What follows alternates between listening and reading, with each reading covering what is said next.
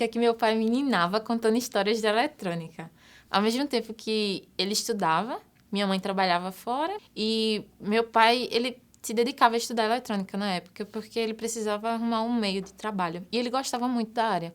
Então, ele passava o dia cuidando de mim, me balançando no berço e tudo mais e lendo as apostilas. Eu devia ter uns 14 anos. Ele me deu essa revistinha de como criar página HTML. E eu criava um monte de páginas cheia de GIF animado, uma caveirinha dizendo entre aqui, não tinha nada de conteúdo. Era horrível assim, mas em compensação eu estava criando alguma coisa e conseguia mostrar para as pessoas, olha, o que eu consegui fazer com o computador, né? Eu sempre fui muito disciplinada. Desde criança, eu costumo dizer que minha mãe e meu pai nunca me mandaram estudar. Desde criancinha, eu sempre sabia que eu tinha que estudar e sempre estudei direito, sabe? E fui crescendo assim, e na faculdade foi a mesma coisa. Sempre tive paixão por engenharia vindo da minha irmã, que ela é engenheira. E eu sempre gostei de matemática, né? Então, e eu gosto também do que é diferente. Eu gosto de ser do contra. Aí, engenharia é só de menino, eu sou menina, eu quero fazer engenharia. Meu sonho era construir com meu pai uma pista, assim, como se fosse uma mini cidadezinha, e construir os semáforos da cidade. E que eles funcionassem em tempo síncrono, sabe? E era meu sonho fazer isso. E não era algo impossível. Era algo que eu me via fazendo com meu pai, sabe?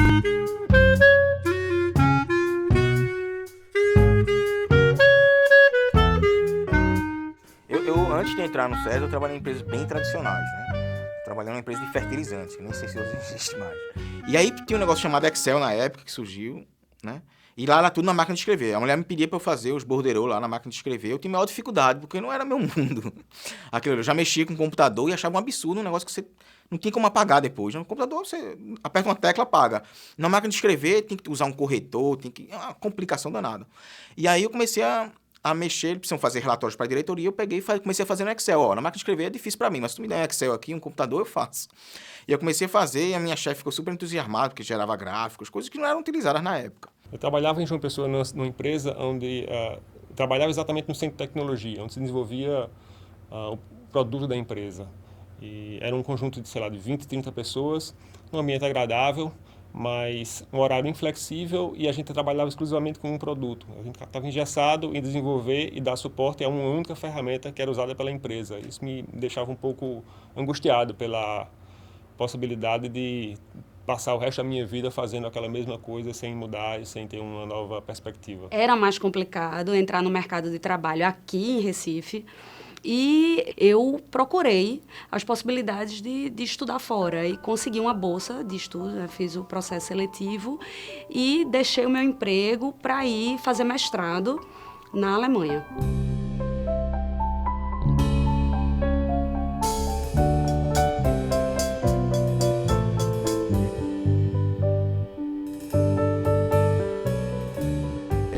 Recife, nessa época, já começou a pegar essa fama de uma formação avançada, de profissionais e tudo, mas o mercado local não absorvia essa mão de obra avançada. As pessoas se formavam e saíam de Recife, saíam de Pernambuco, ia para São Paulo, ia para fora. A criação do César foi muito interessante, porque trouxe para o centro de informática também um viés de profissionalização que não existia lá. Quando entrei lá, em 98, dia 9/11, novembro, mas sei lá, acho umas 2h pouca da tarde, quando uma senhora me chamou. Perguntou se eu queria trabalhar lá. Eu entrei no estágio bem no comecinho da graduação e muitos dos meus professores, eles trabalhavam no César também. E uma coisa interessante é que eu acabava aprendendo com eles, tanto na graduação quanto no trabalho, no dia a dia, na prática.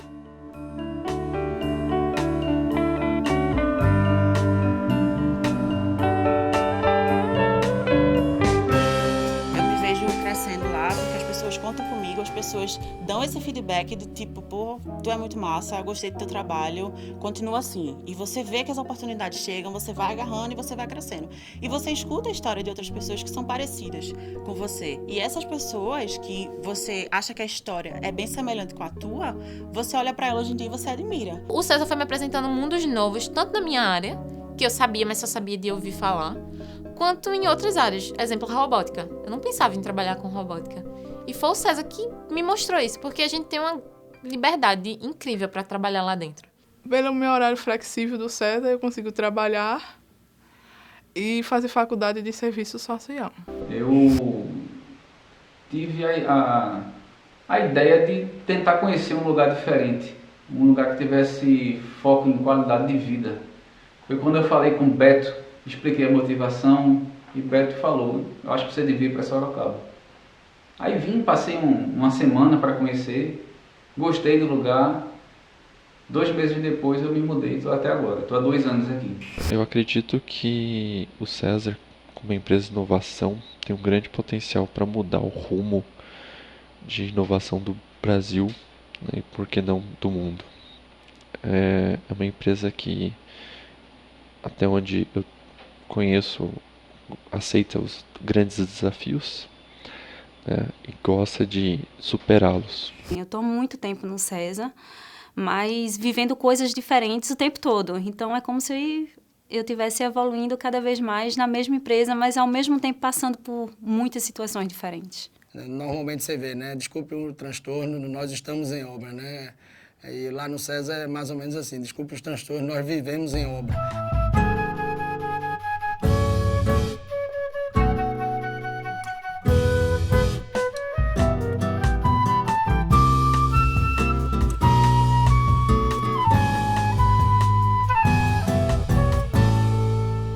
Tomava café da manhã lá, eu levava meu café da manhã, meu sanduíche, e esquentava lá e tomava café com o pessoal. Acabou formando uma família. Porque de vez em quando eu aprendo uma receita e levo pro César e a turma lá, os colegas, aprovam. Um café no César não é simplesmente um momento de um café, você sempre está aprendendo alguma coisa. Mesmo quando você está na fila lá na maquininha para poder pegar um cafezinho, você está ouvindo alguém conversando sobre uma tecnologia nova. E quando você, de repente, depara com a situação de ter que aprender aquela tecnologia, você meio que tem uma sensação de que teve um déjà vu. Eu já ouvi sobre isso daí alguma vez. Eu já sei alguma coisa sobre isso. E foi num momento de café que você ouviu alguém falar sobre aquilo.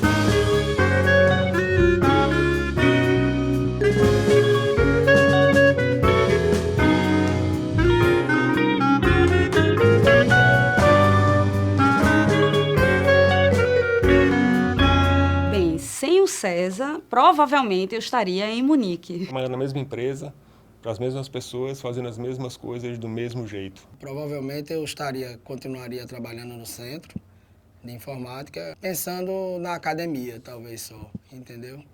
Não tivesse com essa visão mais panorâmica da sociedade. Eu ia estar provavelmente buscando uma empresa em que eu pudesse mostrar o que eu sei fazer, tivesse a liberdade de fazer com a criatividade que eu tenho e que aquelas pessoas contassem comigo. Talvez eu tivesse me formado e ter ido para fora, porque o mercado aqui ia ser um mercado muito enxuto. Possivelmente eu estaria numa empresa tradicional e frustrado, né?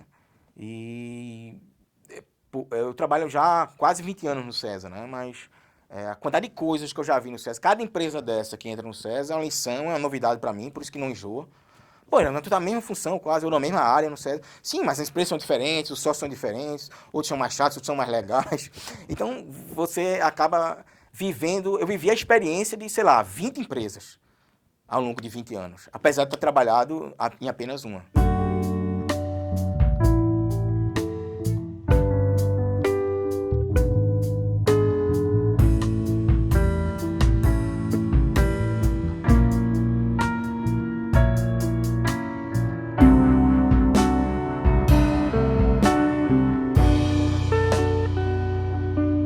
A melhor coisa de estar no César, de continuar no César, de viver o César, é a sensação de pertencer. Veja, é só alegria.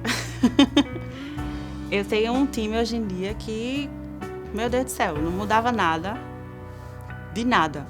Então, assim, o César, ele não se preocupa só com trabalhos, com prazos, com entregas, ele se preocupa também com o dia a dia do seu profissional, do seu colaborador. Ele não tem você só como alguém que trabalha para ele, que lhe fornece os materiais. Ele tem você como uma pessoa que o ajuda a crescer e quer também que você cresça. Não é apenas aquele colaborador que está ali para dar retorno para a empresa, mas ali por trás tem uma pessoa, tem um sentimento, tem uma vida e que a gente tem esse respaldo de se preocupar com a pessoa e não apenas com o funcionário que vai dar um retorno financeiro da instituição. É muito mais que isso. Fizeram um aniversário para mim que eu não esperava. Do nada assim. Só faltei chorar, mas eu não consegui chorar na hora. Só vai lá quase descendo.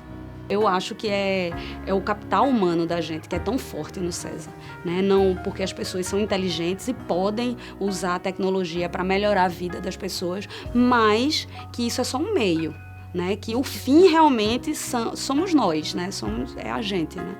É todo mundo juntos e misturados. O César sempre vai ser minha casa, sabe? Meu ambiente, meu lar, minha família. É uma segunda família, realmente. Foi com eles que eu dividi grandes conquistas. Foi através deles que eu consegui minha graduação, que eu decidi o que eu ia fazer da vida, se eu ia fazer engenharia eletrônica, se eu ia fazer engenharia da computação. Foi através do César que eu me descobri como profissional, foi através do César que eu me descobri como pessoa. Foi a partir do César que eu descobri que eu poderia trabalhar com a parte da educação, com criança, com robótica, com coisas que eu nunca imaginei. Então, o César foi um segundo pai que me influenciou a crescer e a aprender mais e mais, sabe?